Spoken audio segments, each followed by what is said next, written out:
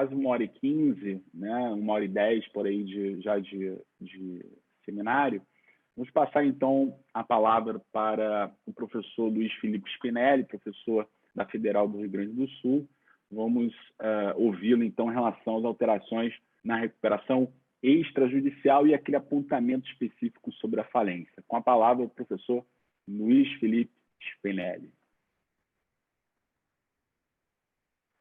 Bom, Juan, boa noite, um prazer, primeiramente, te parabenizar aí pela iniciativa que tens, né, especialmente nesse período aí de promover esse debate. Eu tenho acompanhado as tuas lives também, tem que ter uma grande, efetivamente, dedicação para conseguir organizar isso tudo, e eu acho que é muito bacana, especialmente nesse período que a gente vive, por conta de todos os debates que o direito de insolvência tem gerado, né, e todas as iniciativas que tem tido, cumprimentar os demais também, queridos amigos, é sempre muito fácil, por isso que eu sempre opto por falar por último, porque como eles falam mais do que o prazo regimental, eu posso resumir o que eu tenho que falar, né, então tenho menos trabalho, fora que sempre falam muito bem, então, por isso que eu prefiro. Eu só peço desculpas por eventuais interferências, ou são meus cachorros, ou eu saí de Porto Alegre, eu estou do lado de uma base aérea. Então, aqui está passando um caça, a hora que eles fazem treinamento noturno aqui. Então, eventualmente, eu vou ter essas interferências aqui, mas optei por sair de Porto Alegre por conta da quarentena. Mas vamos lá. Quando a gente discute, né, esse PL, né, o PL 1397, eu tenho sempre muita preocupação por movimentos legislativos que acabam, né, pecando pela necessidade de uma aprovação célere, acabam pecando pela assistematicidade, né, ou pela ausência de melhor técnica. Especialmente, eu digo isso porque talvez, por mais que se diga que, de fato, realmente se precisa de um projeto de lei, eventualmente, iniciativas mais singelas possam produzir mais efeitos. Eu digo isso porque hoje, por exemplo, né, saiu uma medida do Tribunal de Justiça de São Paulo incentivando a conciliação e a mediação em conflitos empresariais, né? Isso pode fazer um requerimento pela internet para se buscar uma mediação, uma conciliação virtual, inclusive com o emprego de mediadores do próprio Tribunal de Justiça, né, desde que, evidentemente, especificamente, né, matérias de competência das varas de direito empresarial. Talvez isso seja muito mais eficiente e não demande, né, seja muito mais eficiente para direcionar eventuais problemas do que demandar uma alteração legislativa que pode acabar afetando o sistema, e sequer para tomar essas iniciativas a gente precisa efetivamente passar por um processo legislativo. E o meu grande receio também, né, em se tendo efetivamente, né, a aprovação desse projeto de lei, é que a gente acabe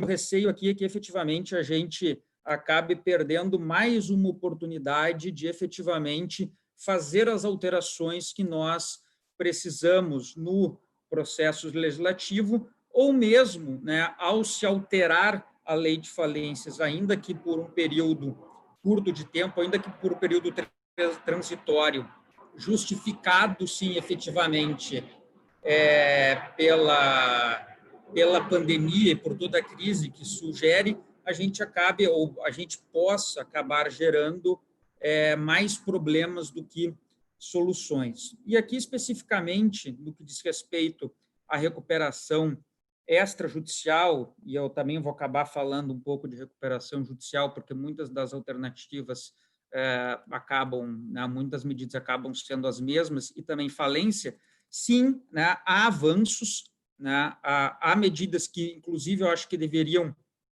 ser permanentes e não apenas transitórias, mas há, no meu entender, algumas alterações que provocam ou que ensejam alguma preocupação. né? Em primeiro lugar, evidentemente, né, a expansão, né, dos sujeitos abarcados pela recuperação extrajudicial, né, deixando de fora apenas credores proprietários, basicamente, artigo 49, parágrafo 3º, artigo 86, inciso 2, de fato, ela é bem-vinda. Né? Eu acho que poder colocar para dentro credores trabalhistas é uma ótima medida. Né?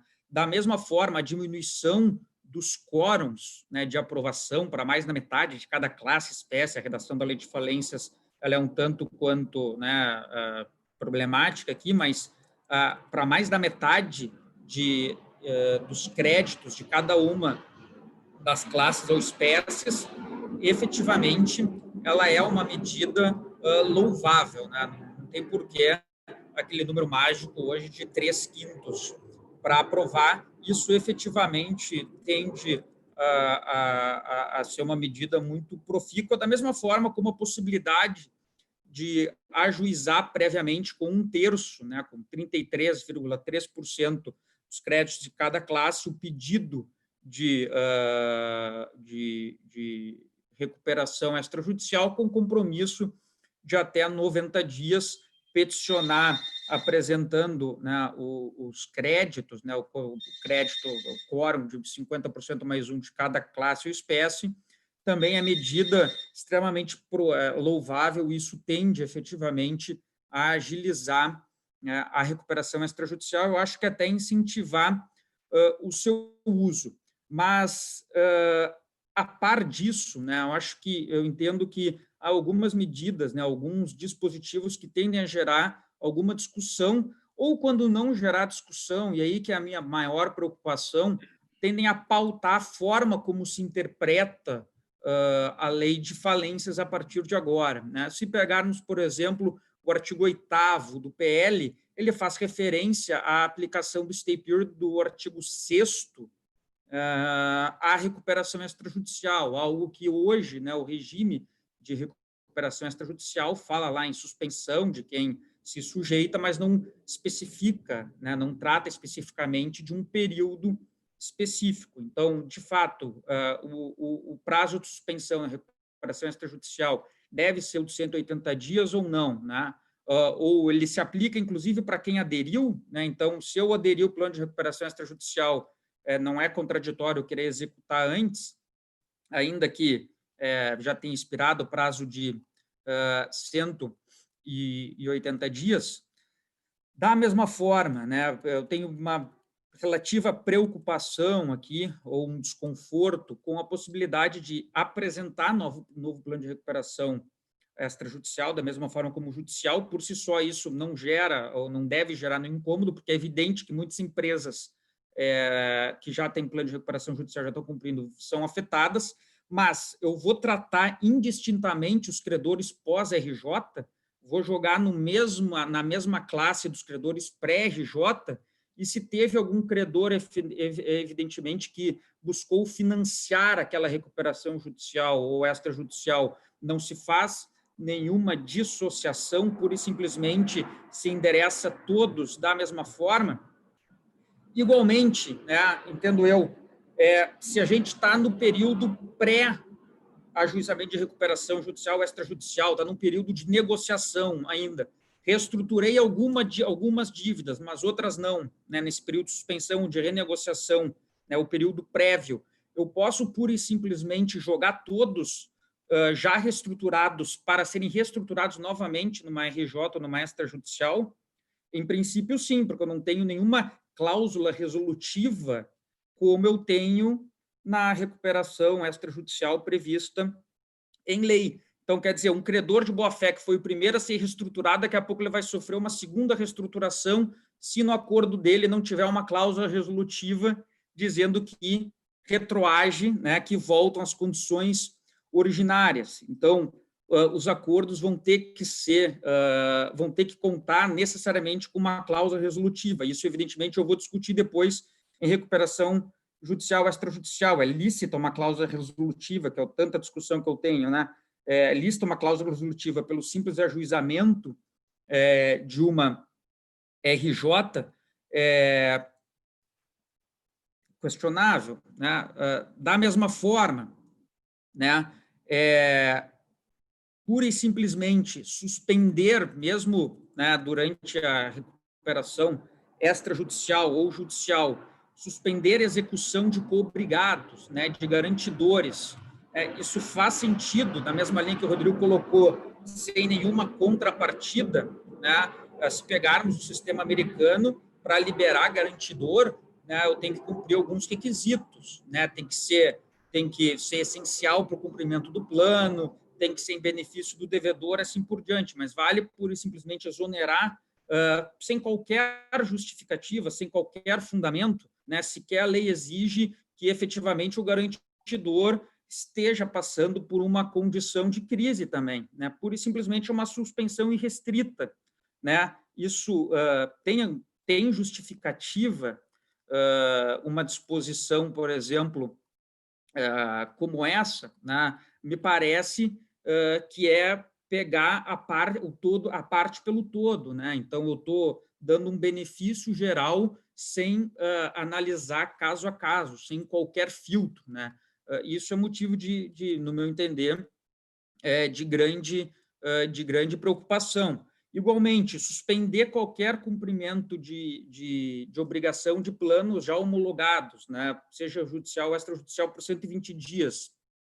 Normalmente, se pegar as médias e medianas de planos de RJ extrajudicial, tem um longo período de carência. Faz sentido suspender? E que obrigações que eu estou suspendendo? Não necessariamente, né, o devedor está sendo atingido pela crise, né? Tem casos de empresas em recuperação judicial que são supermercados, não estão sendo afetados, muito pelo contrário, pela crise, né?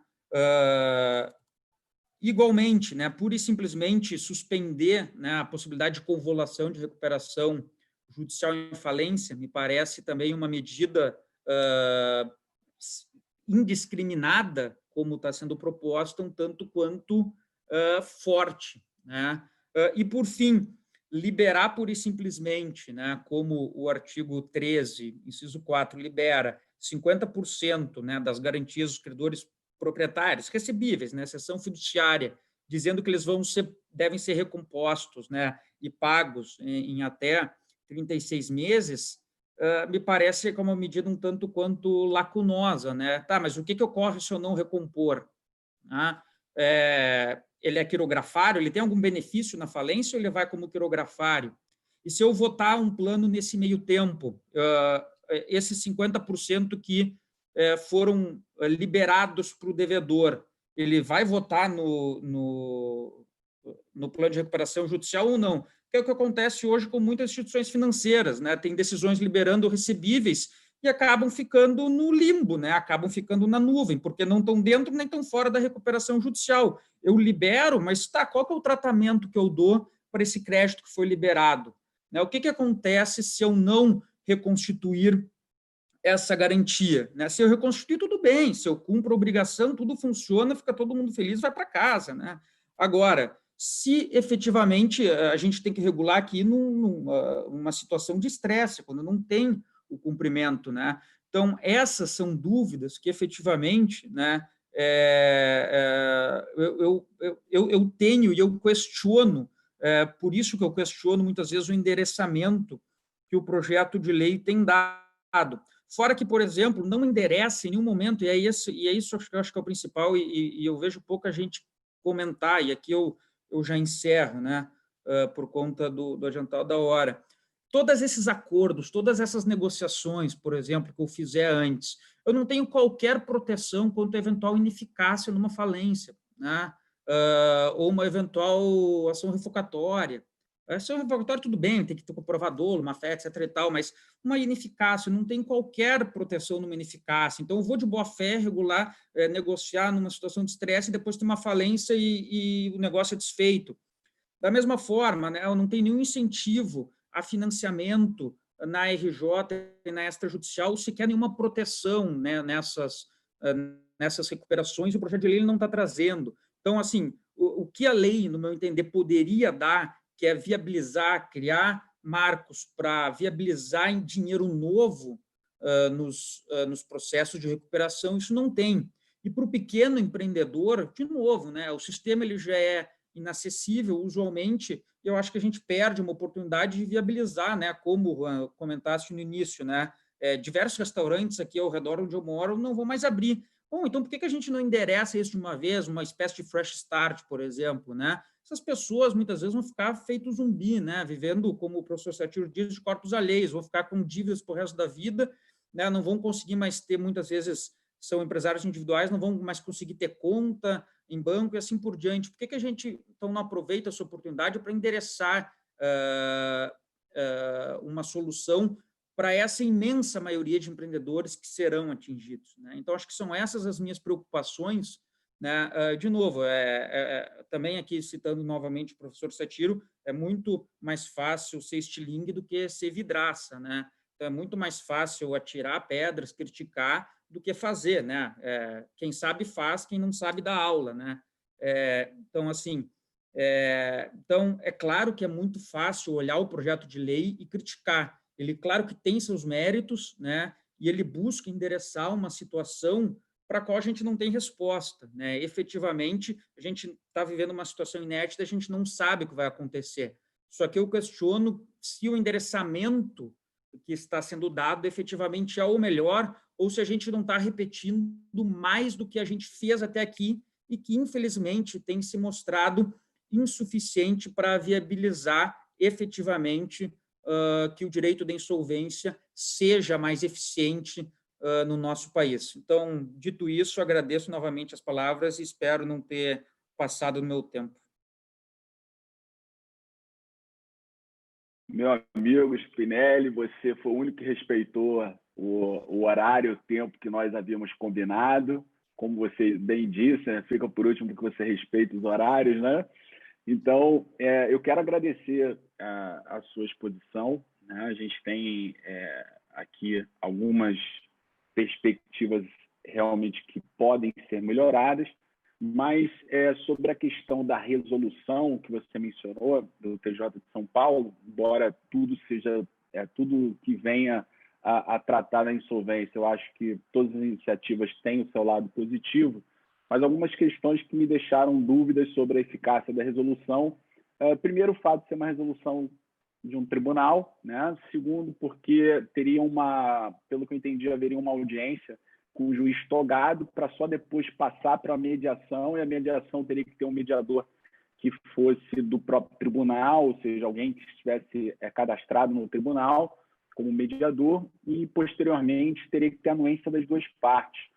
Sem que houvesse, aí eu acho que a principal questão que me direciona a focar no projeto, né? Eu sei que essas medidas são importantes, mediação, mas por que focar no projeto? Porque traz essa suspensão que é necessária para a negociação. Bom, pelo menos a experiência que eu pude observar na Espanha, que já tem esse sistema de pré-concursal, que eles chamam, ou para-concursal, né? Ele já tem essa experiência já há algum tempo, e um ponto que era fundamental era garantir a suspensão para os agentes econômicos poderem negociar, né? Então, acho que fica essa questão da resolução. E uma outra questão que eu queria trazer, enfim, que já pode trazer na sua resposta agora, e a gente passa depois para as considerações finais. Até alguns colegas que estão participando da nossa live têm algumas perguntas, vou selecionar algumas para direcioná-los, mas o que eu queria ouvi-lo é a respeito da possibilidade de você modificar algum cenário em relação ao DIP, o que você tem alguma insegurança em relação ao DIP no projeto, acha que deveríamos, como é que nós deveríamos tratar o DIP nesse caso?